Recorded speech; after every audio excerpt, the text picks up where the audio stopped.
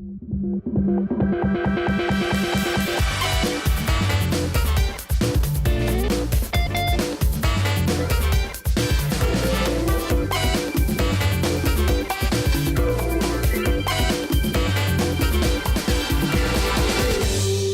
welcome to the Jeff and Jerry Show. My name's Jeff Landy. I'm the borough manager, and my co-host. Jeff Lucia. Jerry Lucia. You wish you were Jeff Lucia. You know that?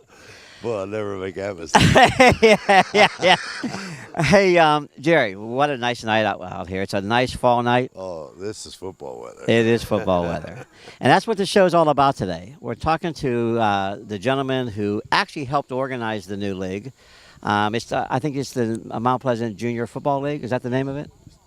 Okay, well, your name is? Chad Allen. Doug Sam. Bo Chatfield. Okay, and you gentlemen are here today to talk a little bit about what's going on down here. So let's start with the first question. This new league we're doing here today, what was the reason to start it, and what's it all about?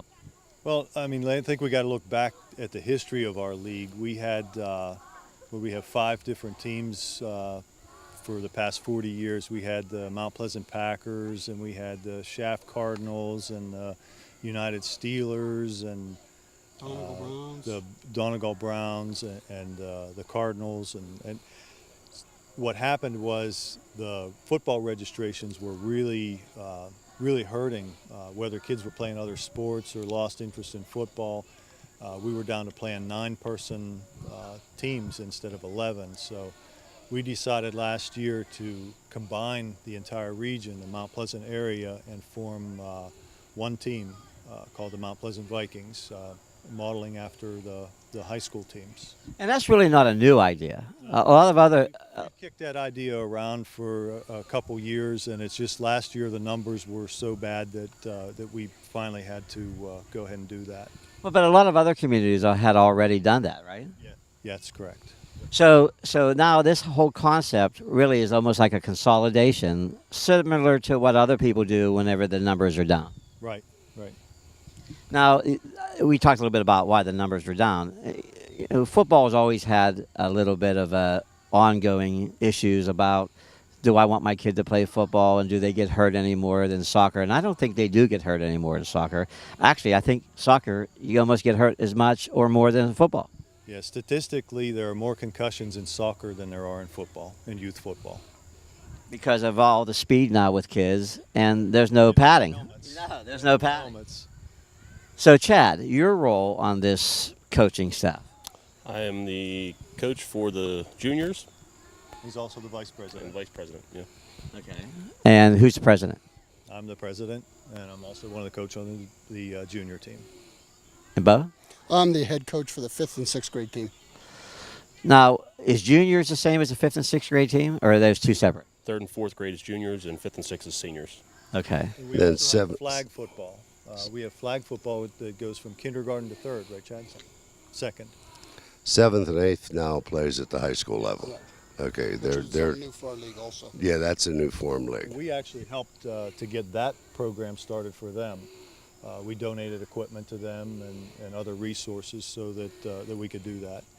So, what has the impact to the kids been now that they're all Mount Pleasant Vikings versus you're a Packer, you're a Cardinal? Have you seen the attitudes, and are they better because of that, or do they kind of wish they still were separate? It's our whole thing. We've always said, preached from day one of Steelers, Packers, all that, is we're all Vikings. But it never came to be in the stands. On the field, it wasn't as bad. It was more so with the parents. It's more of a retraining of the parents than it is the actual players. The players, once they would be done with their game, it'd be a nasty battle between the Colts and Steelers. Afterwards, those kids are at the end zone by the concession stand playing pickup football. Well, and they all go to school together. Right. So they really aren't different teams or different guys from different areas. They're just all one team. Correct. And the other advantage to having these kids all start learning one system together, we teach them the proper way to block, tackle, handle the football. We teach them basic offensive and defensive skills so that as they move to junior high and senior high, they already have a heads up on everywhere else, as opposed to having 5 different teams learning 5 different schemes. Yeah, and that could happen. Right. It probably happened more than you think. It did. It did. And you have different coaches teaching different techniques. You were a coach at one time, Jerry. 14 years. Yeah. Now, that your technique was to wear the leather helmet. Not quite, not quite. But one thing that's missing here that we practiced at Ramsey Field. Okay. There was a big hill. So when they weren't performing, they ran the They hill. ran the hill. We have that one right over there. Oh, do you? Okay, okay. Do you run them up the hill? Sometimes. Sometimes it's good for them. Well, Jerry, when you were coaching, think back. It really was the Packers against the Cardinals and against. It was a rivalry a lot of times between like the Steelers and the Packers, or it could be the Chiefs, or not the Chiefs. The Chiefs were a team. That was when it was 6 teams. Or you could have Shaft against Norvelt, and there would be a rivalries. But what they said after the game, these kids would go off the field and they'd play touch football together. Yeah. And when they got in school, you never heard of problems in school with it. But this concept is taken off by a lot of other towns. Other towns, yeah. Southmoreland has had the traveling league for many years. How many games do you play in a year? This year we played 7, or we 7. will play 7. Yeah. And we have Okay. a bye week. Now, when you go to another school or another district, do they play your small team plays, then your senior Yes, team plays? On game day, everyone plays. It starts with flag football in the morning. Mhm. Flag football, all the flag football teams play, and we have a lot of those. What's the age of the flag football? They're from kindergarten to 2nd grade. Oh, that's good. And then 3rd and 4th grade is a junior team, 5th and 6th grade is the senior team. You know what I noticed, though? There's not a lot of schedules posted throughout the community where when your games are, if you're away or home. Right. So you should concentrate. Maybe it's too late this year, but next year concentrate on having schedules made up. Get some sponsorship behind it. And Well, I think, are we home this week? Yeah, we're home. We're home again this week. We play our home games at Hurst Field. We have a Facebook page that we have all the information for practices, for games, all of our special events that we do, that anybody can like and follow. It's just Mount Pleasant Area Junior Football League, and get all kinds of updates and information from there. I'll give you an example. You could walk into the Kogos, for instance, and outside on the window is the schedule. So here's John Doe. He's 70 years old, but he loves football. He'd see that schedule and know when you're home or away. Yeah. Yeah, that's a good idea. It would beef up your attendance. Now, it should carry over to the cheerleaders, too, because there's probably no more all these different team cheerleaders. There's probably just one group of We're cheerleaders. all Vikings. We're all Vikings now, football players and cheerleaders. Real quick, has been positive? Has there been some other issues about it, or is it pretty much positive, the fact we have one team? And is it, and being new, it does take time. Yeah, I think initially some people didn't want to accept the change, but I think for the most part we've been really successful. It's we've gotten all positive feedback, and the way we handle negative feedback is we also part of the rule structure that Bo and I put together from the very beginning was that we don't tolerate any negative activity either in practice or at the games, and that applies to the players, the coaches, the fans, the parents, everyone. They get one opportunity that's a warning, and the second time we kick them out.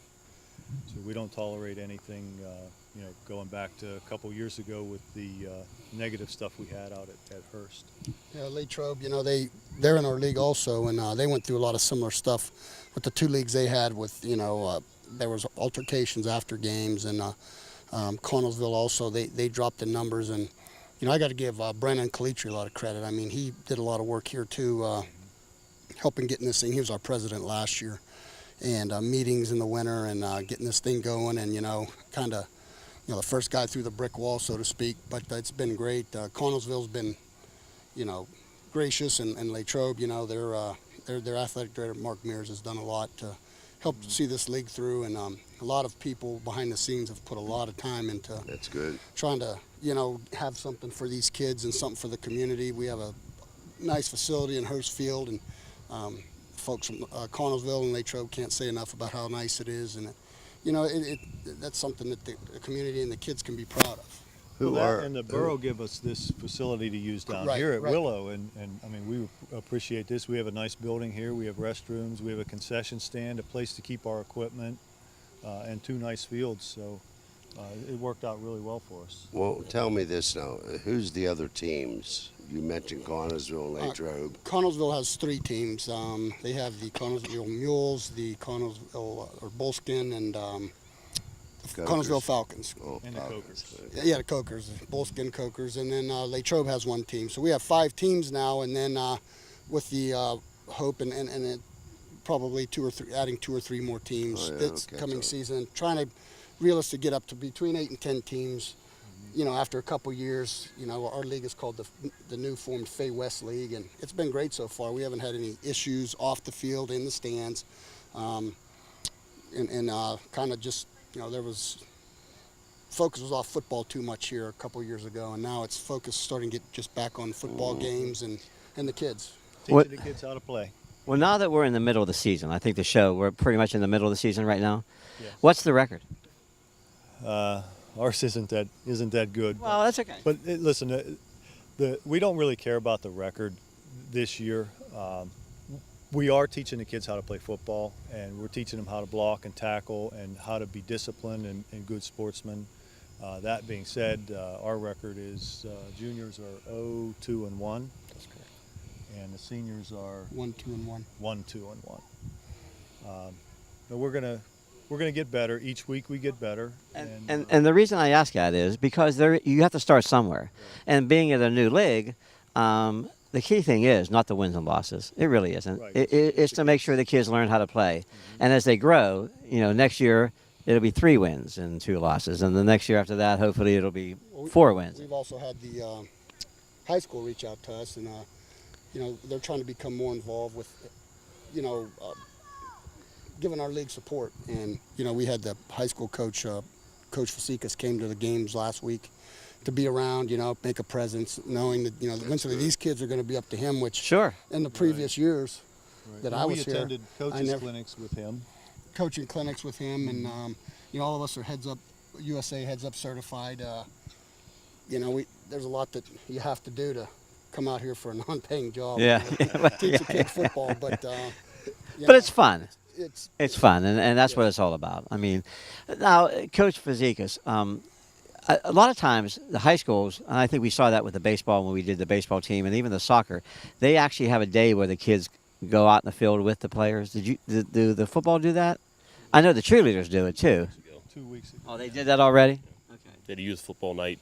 All the kids were invited out. They ran out onto the field and for pregame, then came back and lined the field as the Vikings ran out through the tunnel, and it was exciting for them. Oh, I bet. Oh, yeah. The other thing we're doing, the high school every year puts up a big banner with a photograph of the high school team.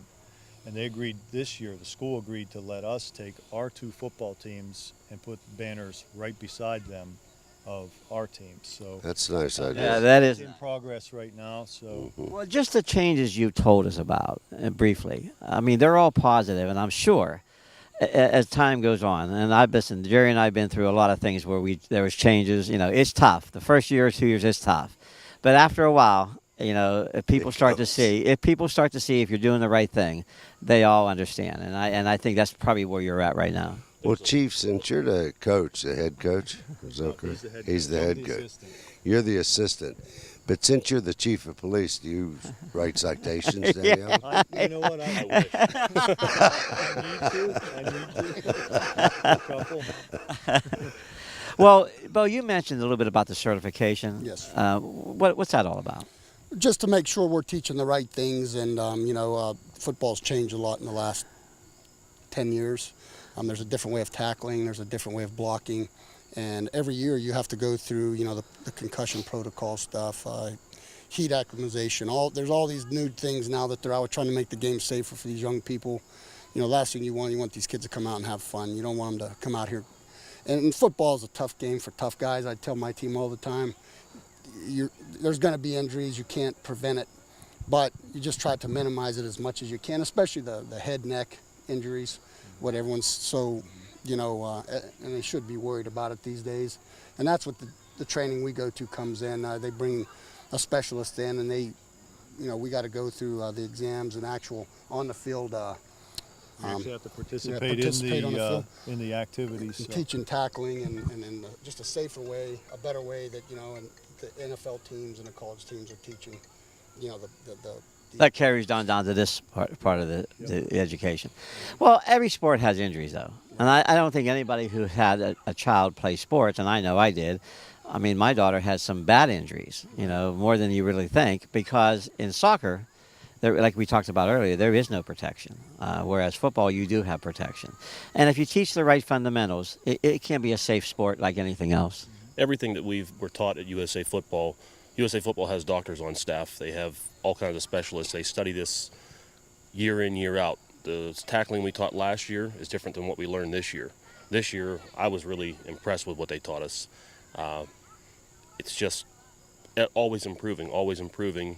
The equipment improves, the technique improves, the way that we do things, the way we run our practices. They give us guidelines as far as how much hitting to do, just physical limits of what we can expect from a kid, and it's all medically backed. And, we got to be careful as coaches because, football registration and participation's down 30+% all over the United States. So you're trying to get kids in. The worst thing you can do is get a young player and, beat them up. Then they get sore. Then they quit. And then they might not come back. You want to keep them interested. You want to keep it fun. You want to keep it as fun as you can and competitive. And, I think the heads-up football's along those lines also is, when we played, it was when we played, we were taught to lead with our helmet. Right. No water. If you got knocked out, you got right back up and you went back in. And obviously that's changed now. That's why we do the baseline testing for the concussion protocol. So every kid, even here, has the same baseline testing done as the NFL does. Where'd you play football at? Alabama. West Virginia. Just high school. Jerry? Bunker Hill. That's what I Bunker Hill, yeah. Pardon me? Dairy. Dairy, okay. Well, and again, you probably learned the things that didn't go well for you guys, that you don't want to do the same thing. So that's what's kind of good about Well, college is more like a job. I mean, it's a business. I was at West Virginia. I played for 5 years there. And, you get your degree and stuff, but, it's a different some of those things you don't want to teach young kids what they were teaching us. But, I'm not so... No, there is a separation there. Right. Yeah. What position did you play? I played middle linebacker. Doug? I was a running back. I was on a line. So I figured something was wrong. Well, first of all, you guys are too big. That's the number one. I felt like we're interviewing basketball players here. But well, no, I can see that. What's the numbers? What kind of numbers do you have on this team? Like how many people playing? We have, how many? We have 40 flag. Chad probably can answer that better than me. We had 41 flag at the beginning of the season, 25 juniors, and 34 seniors. That's a lot of. That's big numbers. I want to say it was 58 or 68 cheerleaders. How many nights do you practice? 3. 3 nights? Yeah, now that school started, we practice Tuesday, Wednesday, and Thursday. Our games are all on Saturdays. No more than 2 hours. So for the audience, what time's our games? This week, it changes. Yeah. This week is 1 o'clock for the junior game. The junior team. And seniors will be at 2:15. And that's at Hurstfield. It has been pretty hot this time of year, though. Yes. It hasn't really been fall football weather. It's been more like summer baseball weather. But you probably keep the kids hydrated pretty good. Yeah. That's one thing we, at the USA Football, helmets off, water breaks. We have, I don't know how many water breaks a day. I mean, it's just run some drills, water break. Run some plays, water break. It's just constant, so they never get down to where they really need water. They don't. Once you're thirsty, you're already dehydrated. So that's one thing we keep an eye on. We tell the kids, anytime you want water, just go get it. Let us know. Go get your water as much as you want. So you run the same offense and defense as the high school team does? We don't, because the third and fourth graders can't pass the ball as far or do the complicated things. We run a wishbone offense with occasional 2 wide receivers. That's my favorite. Richmond. I don't think you can. We run exactly the offense that the high school runs. And as far as defense, our league is so limited, and so we keep it simple. You know, we line everybody up heads up, and you know, there's no blitzing, and trying to teach them to block the guy in front of them first before you worry about Right. blocking, Yeah. blitzing people. So pretty close, but it's more basic on our end. And offensively, we run exactly what they do. Defensively, it's way more basic than what they would be able to do at high school level. Well, that's where you should be at this stage of the game, too. Right. You're right, Bob. Okay. Well, Jerry, is there any other questions you have about anything with this No, league? I mean, the league. I'm listening and going back in my mind of what it was before. I think they have a good program right now. Well, how about we take a break for a minute and then we get some players up here and talk to them a little bit? Is that okay? Hey, Okay. the other thing the players requested, they wanted to know if Coach Bo, Coach Doug, and Coach Chad could put some pads on and tackle Coach. Coach Landy. Well, you know what? We're gonna do I that. think that's a real We're good gonna do idea. that. We're gonna do that on the 35th minute of the show, which won't air. But you know, that'll happen. Don't worry. We're gonna be right back with some players.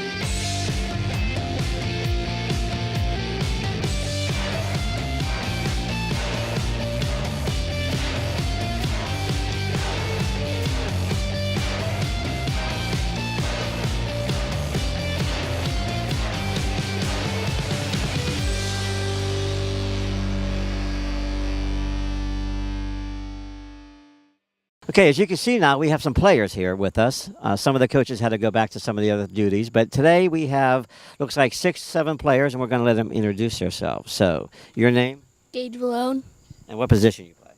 wide receiver. Dane Firmstone, quarterback. Cole Chatfield, quarterback and 4-back. Christian Nestor, tight end and 4-back. Garrett Spallone, center.